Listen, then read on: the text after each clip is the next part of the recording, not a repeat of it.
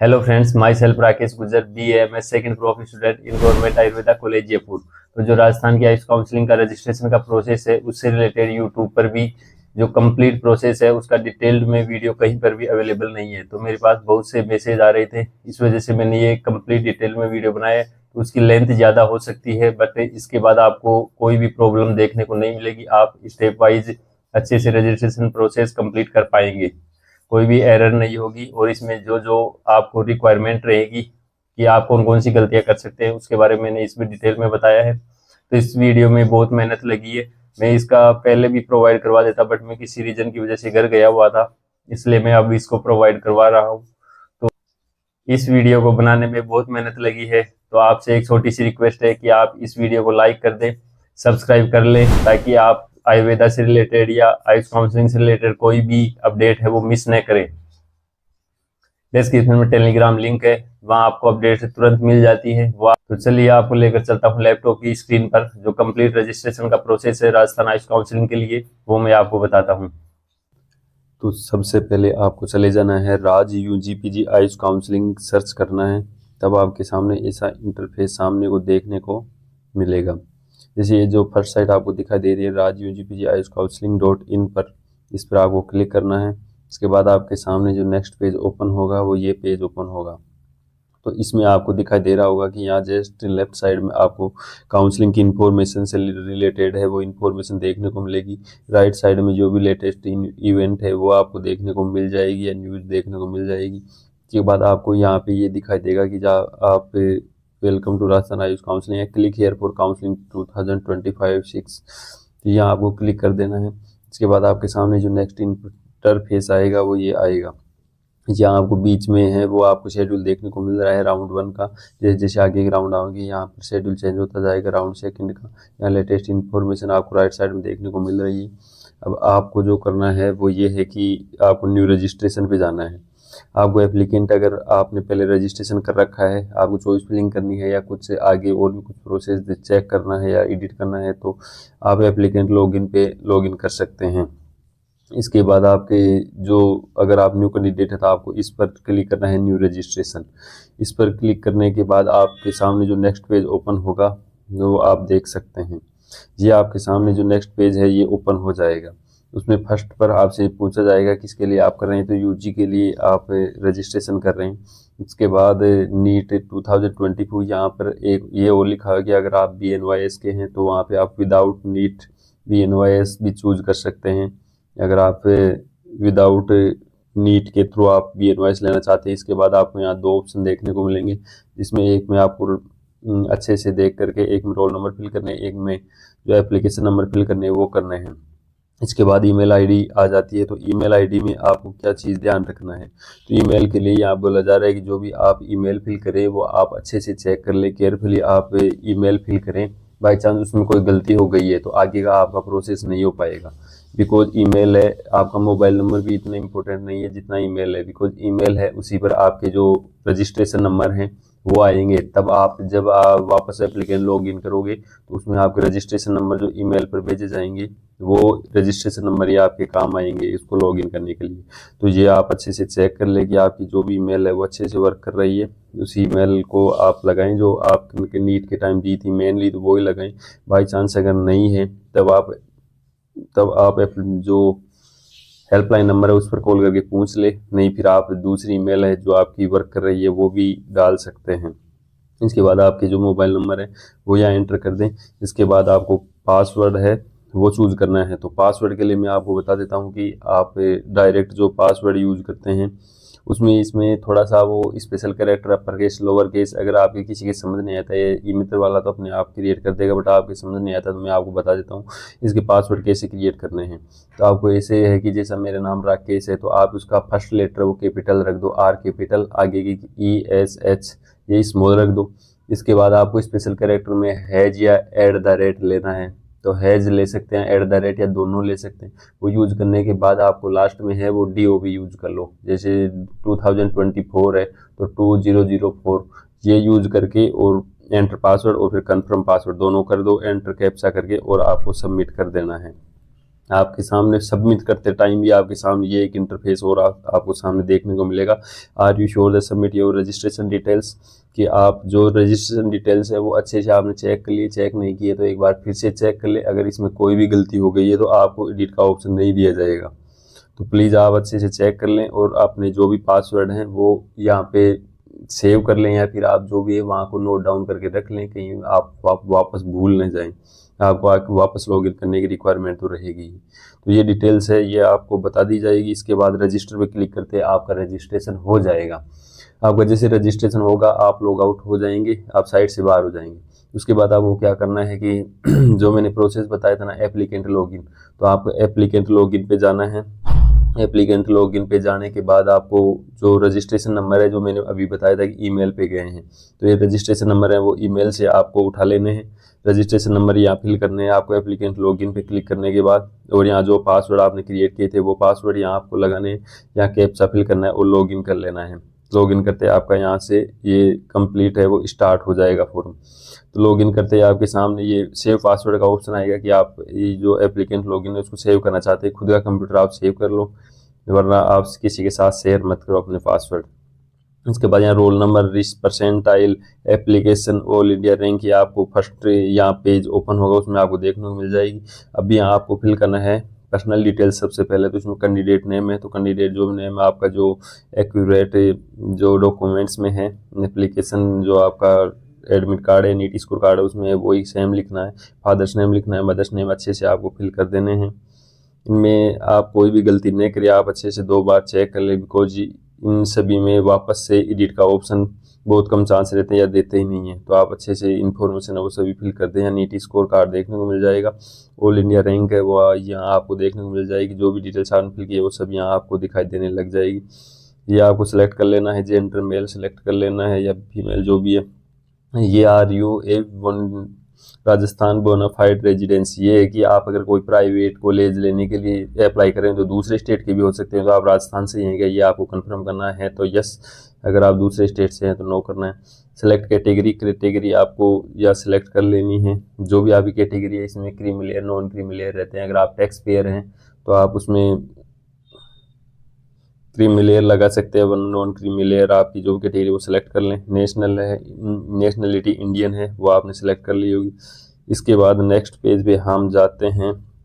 आपको कुछ इन्फॉर्मेशन और है कि यहाँ कैटेगरी सेलेक्ट कर लिए, मैंने नेशनलिटी कर ली है। और पैरामिलिट्री, अगर आप जो डिफेंस से रिलेटेड है जिनके पास डॉक्यूमेंट्स बना हुआ है तो वो यहाँ पे यस कर सकते हैं कि डिफेंस के थ्रू आप कॉलेज लेना चाहते हैं तो आपके पास डॉक्यूमेंट्स कंप्लीट हैं तो आप यहाँ पे यस कर सकते हैं, वरना नो ही रहने दीजिए। आपकी जो एनआरआई क्वाटा है तो आपके पास नहीं है तो नो ही रहने दीजिए। एनआरआई का जो आपका कंप्लीट फिल कर दिया। इसके बाद आगे जो पेज आप लोग देखने को मिलेगा वो है पर्सनल डिसेबिलिटी वाला, तो आप कोई पर्सनल डिसेबिलिटी नहीं है तो नो रख दीजिएगा। उसके बाद डीओबी है, आप डीओबी फिल कर दो। मोबाइल नंबर है वो अपने जो भी आपने स्टार्टिंग में रजिस्ट्रेशन में दिए हैं वो यहाँ फिल कर दो। अल्टरनेट मोबाइल नंबर है वो यहाँ आपको फिल कर देने हैं। आधार नंबर है वो यहाँ आपको फिल कर देना एंड सेव एंड नेक्स्ट पे आपको क्लिक कर देना है। तो ये आपकी जो पर्सनल डिटेल्स थी वो कंप्लीट सेव हो चुकी है। इसके बाद आपको जो नेक्स्ट इन्फॉर्मेशन आपको देखने को मिलेगी वो क्वालिफिकेशन डिटेल्स। तो यहाँ आपको एग्जाम है वो 10th है, 12th है, इनकी डिटेल्स हैं। तो 10th में फिर यहाँ पे बोर्ड या यूनिवर्सिटी आपको सेलेक्ट कर लेनी है, कौन सी यूनिवर्सिटी है या कौन सी बोर्ड है वो यहाँ सेलेक्ट कर लेना है। स्कूल नेम है वो यहाँ आपको सेलेक्ट कर लेना है। मार्क्स है वो कौन सा सिस्टम है, परसेंटाइल वो यहाँ सेलेक्ट कर लेना है। रोल नंबर है वो यहाँ आपको सेलेक्ट करना, पासिंग ईयर और मैक्सिमम मार्क्स और ऑब्टेन्ड मार्क्स। तो ये जो भी मैं बना रहा हूँ वीडियो वो मैं डेमो पर्पज से बनाया है, तो इसमें ऐसे ही मैंने टाइम पास इन्फॉर्मेशन फिल की है, तो आप इन पे फोकस मत कीजिएगा। मैं लास्ट तक आपके लिए कंप्लीट इन्फॉर्मेशन अच्छे से आपको प्रोवाइड हो सके इसके लिए मैंने डेमो वीडियो बनाया है। तो 12th की डिटेल्स है वो यहाँ पे फिल कर दो, परसेंटेज यहाँ पे फिल कर दो, रोल नंबर आपको यहाँ फिल करने हैं, पासिंग मार्क्स, ये 12th का ये जो बेसिक डिटेल्स है वो आप फिल कर सकते हैं। उसके बाद आपको यहाँ क्लास 10th क्लास है वो आपने कहाँ से की है उसका स्टेट का नाम लिखना है, या 12th कहाँ से की है वो स्टेट का नाम लिखना है। आपको उर्दू सब्जेक्ट था तो यहाँ यस करना है, वरना नो ही रहने देना है, जो किसी का नहीं रहता है उर्दू ऑलमोस्ट। इसके बाद आप जैसे ही है उसके बाद नेक्स्ट पेज में जाएंगे तो यहाँ आपको जो 12th क्लास आपने पास की है उसकी बेसिक डिटेल्स मांगता है। तो बेसिक फिजिक्स, केमिस्ट्री और बायोलॉजी, इनमें से मैक्सिमम मार्क्स थे, उनमें से आपके कितने ऑब्टेंड हुए हैं। तो जो भी ऑब्टेंड मार्क्स हैं वो आप यहाँ लिख दें, यहाँ आपके मैक्सिमम मार्क्स कितने आए थे वो यहाँ लिख दें और सेवन प्रोसीड कर दें। तो आपके सामने जो नेक्स्ट पेज ओपन होकर आएगा वो ये आएगा। इसमें आपको जो पर्सनल डिटेल्स कुछ रह गई थी वो यहाँ पे लिखना पड़ेगा आपको, जो एड्रेस वगैरह। तो हाउस है ये आप यहाँ लिख सकते हैं, विलेज आपको यहाँ सेलेक्ट करना पड़ेगा, सिटी सेलेक्ट करनी पड़ेगी, डिस्ट्रिक्ट सेलेक्ट करना पड़ेगा और पुलिस स्टेशन और पिन कोड। तो इनमें आपको कोई प्रॉब्लम आएगी नहीं, बेसिक डिटेल्स हैं आप फिल कर सकते हैं इजीली। इसके बाद यहाँ आपको देखने को पड़ेगा correspondence and permanent address are same the tick here. अगर आपके दोनों सेम है, अगर जो आपका मेन एड्रेस है ये परमानेंट एड्रेस और कोरस्पॉन्डेंट एड्रेस जहाँ आप रह रहे हैं तो आप सेम है तो अब यहाँ पे टिक कर सकते हैं। अलग अलग है तो आप यहाँ मैन्युअली फिल करेंगे, वरना आपके जो परमानेंट एड्रेस है वो इजीली यहाँ पे फिल होकर अपने आप आ जाएगा, जो कि आप देख रहे होंगे। अगर टिक कर देते हैं दोनों आपके अपने आप ओपन होके आ जाएगा लिखा हुआ। इसके बाद आपको जो नेक्स्ट इन्फॉर्मेशन देखने को मिलेगी वो है bank account details are for refund. तो जो ऑल इंडिया की काउंसलिंग होती है तो ऑल इंडिया काउंसलिंग में आपको जो बैंक अकाउंट है वो ऐड करने का कोई ऑप्शन नहीं रहता है। ऑल इंडिया में आपको जिस अकाउंट से आपने पैसा दिया है उसी अकाउंट में वापस आती है। तो आप ये मित्र से करवाते हैं थे ऑल इंडिया, तो आपको इस चीज़ का ध्यान रखना होता है कि खुद के अकाउंट से पेमेंट करवाए, ताकि जब रिफंड आएगा तो खुद के पेमेंट में, खुद के जो अकाउंट है उसी में आ जाए। तो जो पेमेंट आप डेबिट या क्रेडिट कार्ड से करवाते हो खुद की पेमेंट खुद से करवाना पड़ता है। बट जो इसकी आप अगर जो पेमेंट करेंगे तो उसमें कोई प्रॉब्लम नहीं है। आप पेमेंट करते हो, आगे सिक्योरिटी मनी भी आप पेमेंट करते हो तो आपको कोई प्रॉब्लम देखने को नहीं मिलेगी, बिकॉज जो अकाउंट आपने दिया है उसी अकाउंट में आपकी सिक्योरिटी मनी आएगी। तो जहाँ तक आपके पास अगर अकाउंट है तो खुद का अकाउंट ही देने की कोशिश करें। अगर आपका खुद का भी नहीं है तो फिर आपका भाई का या किसी पापा का भी आप अकाउंट यहाँ पर दे सकते हैं।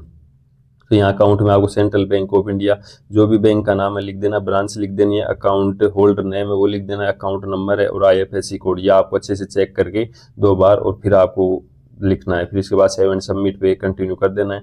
जैसे ही आप सेव एंड कंटिन्यू करेगा आप नेक्स्ट स्टेप आपको देखने को मिलेगा कि यहाँ आपको डॉक्यूमेंट्स अपलोड करने हैं।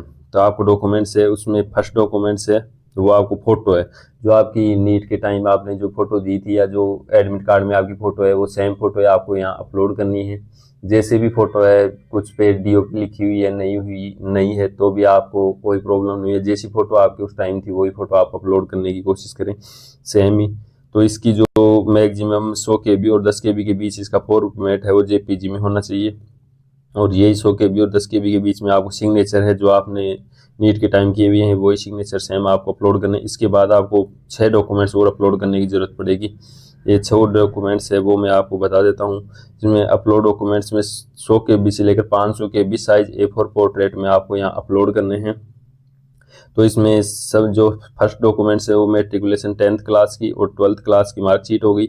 उसके बाद थर्ड स्कोर कार्ड हो गया नीट 2025 का, Rajasthan residence certificate, domicile certificate हो गया, कास्ट सर्टिफिकेट हो गया, जो राजस्थान की गवर्नमेंट अथॉरिटी मतलब स्टेट का जो आपका कास्ट सर्टिफिकेट है वही लगाना है, यहाँ पे ऑल इंडिया वाला नहीं चलेगा। कॉपी ऑफ कैंसिल चेक या पासबुक पे शोइंग जो आपने अकाउंट डिटेल्स दी है उसी की जो पासबुक है वो आपको यहाँ पे अपलोड कर देनी है, या फिर कैंसिल चेक उस चेक को कैंसिल करके उसको आपको अपलोड कर देना है, ताकि वो आपके जो अकाउंट नंबर है वो आपको कंफर्म कर सकें। तो ये 6 डॉक्यूमेंट्स आपको जो अपलोड करने पड़ेंगे। इसकी ये है A4 साइज में आपको 100 से 500 KB के बीच में आपको अपलोड करेंगे। तो ये जो कंप्लीट है यहाँ अब आपको सेव एंड कंटिन्यू कर देना है। उसके बाद आपको पेमेंट ऑप्शन देखने को मिलेगा, जो आप किसी भी जो भी आपका पेमेंट मोड है उसके थ्रू आप पेमेंट कर सकते हैं। तो जो भी कंप्लीट इन्फॉर्मेशन थी, मैंने डेमो वीडियो बनाया इसलिए मैंने यहाँ डॉक्यूमेंट्स अपलोड नहीं किए हैं, आप अच्छे से चेक कर लें। फिर आपको यहाँ अपलोड करने के बाद व्यू का ऑप्शन आता है, तो एक एक को आप दोबारा से यहाँ चेक कर लें। कुछ स्टूडेंट्स के मेरे पास क्वेश्चन भी आ रहे थे कि यहाँ पे गलत अपलोड हो गया है, तो गलत क्यों अपलोड हुआ है, आपने अपलोड कर दिया अच्छे से ध्यान देखा नहीं, तो यहाँ आपको व्यू पे चेक कर लेना है दोबारा से कि हाँ जो अपलोड किया है वही डॉक्यूमेंट सेम मैंने अपलोड किया है। कुछ 12th की जगह 10th की अपलोड कर दी और 12th की जो 10th की जगह तो 12th अपलोड कर दिया, कुछ जगह नीट स्कोर कार्ड अपलोड कर दिया, उल्टा सीधा अपलोड कर दिए हैं। तो इस चीज़ का वो व्यू पे चेक करके वापस से एक बार देख लेना है ताकि आपकी कोई भी गलती न हो, क्योंकि बाद में एडिट का ऑप्शन नहीं दिया जाता है। जो भी आप अच्छे से चेक करके फिर अपलोड कर दें। ये सब कुछ अपलोड करने के बाद आपको सिर्फ लास्ट में है वो पेमेंट फैसिलिटी है, वो किसी से भी आप पेमेंट कर सकते हैं, वो दिया जाएगा। पेमेंट करने के बाद आपका जो कंप्लीट प्रोसेस है वो हो जाएगा। उसके बाद आपको चॉइस फिलिंग का वेट करना है। तो मैं आशा करता हूं कि जो भी मैंने कंप्लीट इन्फॉर्मेशन दी है, मैंने ये डेमो वीडियो के तौर पे किया है, इसलिए मैंने पेमेंट लास्ट में नहीं किया है, न मैंने ये डॉक्यूमेंट्स अपलोड किए हैं। तो आपको डॉक्यूमेंट्स अपलोड करने और पेमेंट करना है बस आपका। तो मैं आशा करता हूँ जो भी मैंने कंप्लीट इन्फॉर्मेशन दी है उसमें आपको कोई भी प्रॉब्लम देखने को नहीं मिलेगी। फिर भी आपको कोई प्रॉब्लम आती है तो कमेंट सेक्शन में पूछ सकते हैं। डिस्क्रिप्शन में टेलीग्राम लिंक है, इंस्टा लिंक है, आपको जहाँ भी सुविधा मिले आप मैसेज कर सकते हैं, मैं आपके जवाब दे दूंगा। डिस्क्रिप्शन टेलीग्राम चैनल की लिंक है, वो आप ज्वाइन कर लीजिएगा, वहाँ आपको सबसे पहले ही इंफॉर्मेशन देखने को मिल जाती है। चैनल को सब्सक्राइब कर लीजिएगा ताकि आप आइस रिलेटेड कोई भी इंफॉर्मेशन मिस नहीं कर सके। मिलते हैं किसी नेक्स्ट वीडियो में, तब तक के लिए जय हिंद और जय भारत।